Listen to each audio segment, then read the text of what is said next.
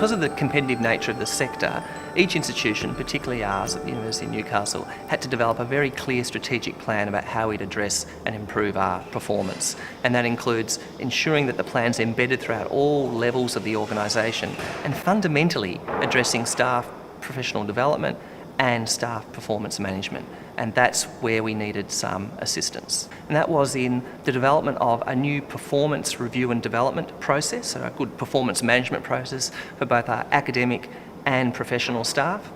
A new leadership framework, again, that could apply throughout all levels and tiers of the organisation, both academic and professional, and additional things such as the development of an EVP, an employee value proposition, and a range of other related strategies to do with improving our recruitment processes and our professional development approach. We were looking for quite a transformational leap in our organisation's performance, and we really didn't have that internal resource. So we went through a tender process, and after a period of time we engaged Hecht LHH to be the people that we wanted to help us and work with us to drive that organisational change. The benefit of bringing a company like Hecht is that they bring automatic expertise in that just didn't exist at the time within the university and within the HR department.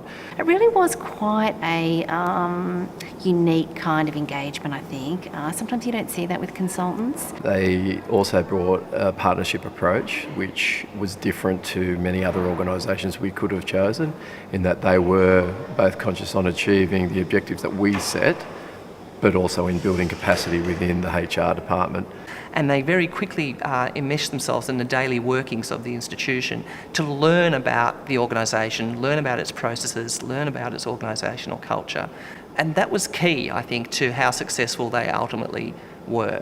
When we had people working on our culture and engagement piece, they weren't doing it remotely, they weren't doing it from an office. They were actually at a desk within our area and rotating and understanding the dynamic of what was happening. It was about how they could work with our existing staff to really upskill them and leave some of that capacity behind so that there's some longevity to be able to implement and embed the innovations that they've helped us develop.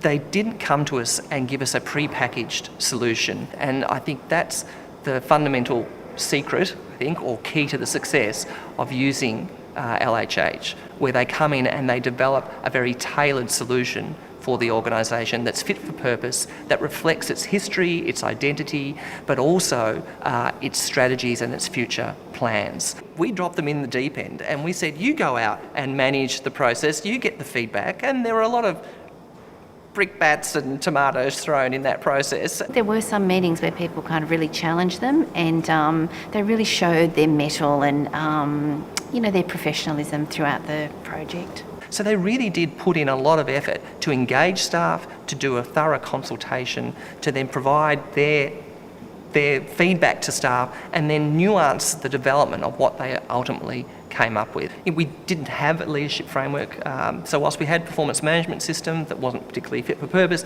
we actually did not have a leadership framework. And again, they didn't just get one out of a box, they actually developed it from the ground up. The leadership framework is becoming more and more important.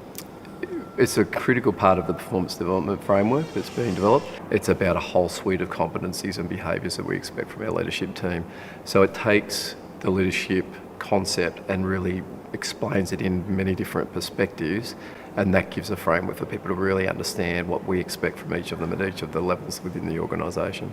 And I think if you look at the way it's been developed, where it applies both for academics and professional staff, that the language is something that's relevant to the university sector, but also reflects a bit of the Newcastle's DNA, really. The employee value proposition was a bit of a new area for us to kind of look at, so it was very interesting from that perspective. As you'd expect, an employee value proposition has to make sense to the people that are here, but also needs to be attractive to those who are thinking of joining us.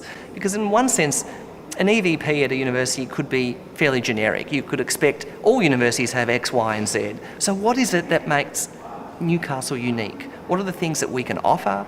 What are the unique experiences, the distinctive things that you can experience by living and working for the University of Newcastle? And I truly believe LHH captured that. There was a kind of a simplicity that was practical in terms of their solutions, and I think that makes a difference to the way people embrace things. Everyone's time poor, and if you just give them another thing to do. So if there's a useful practical tool that they can really use in their day-to-day work, and I think that was the kind of solutions that Hecht Harrison brought to the university. What they also gave us insight and assistance with was developing a sort of communications and engagement strategy and a rollout plan of how we would develop a narrative, develop the messaging, but also start developing the types of materials and training modules that we'd need to ensure that we could embed and sustain the change over a period of time. And we really did, and still do really, kind of trust their opinion and their judgment, because they really delivered in terms of what we'd asked them to do, but they almost went above and beyond with lots of things.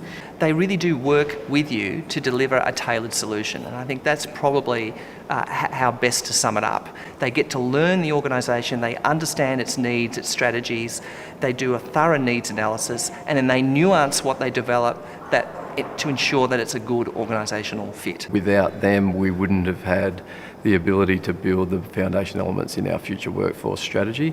We wouldn't have had the capacity being built within our HR team to deliver the sorts of things that our clients, the HR clients, are needing. They also brought a level of authenticity which built the trust of the organisation that led to the cultural change. I think it was those kind of key elements that really drove a shift in the organisation.